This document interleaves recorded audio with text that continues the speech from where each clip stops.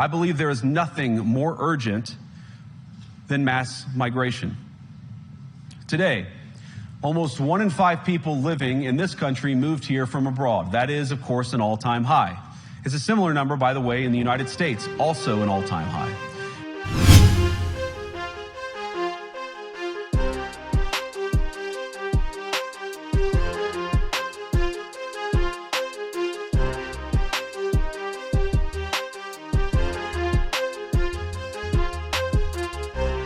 I believe there is nothing more urgent than mass migration. Today, almost 1 in 5 people living in this country moved here from abroad. That is, of course, an all-time high. It's a similar number, by the way, in the United States, also an all-time high. The number of immigrants who entered the EU from non-EU countries doubled between 2021 and 2022 alone, and of course, it's gotten much higher since.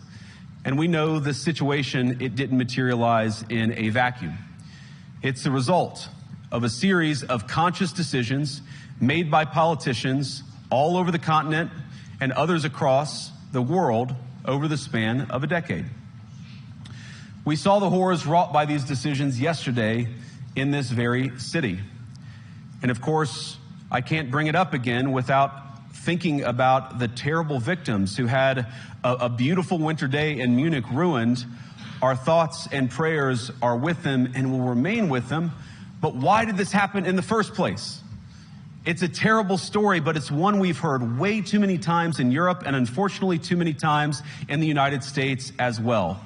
An asylum seeker, often a young man in his mid-20s, already known to police, rams a car into a crowd and shatters a community.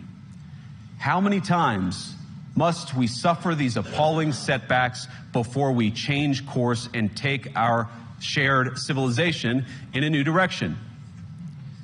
No voter on this continent went to the ballot box to open the floodgates to millions of unvetted immigrants.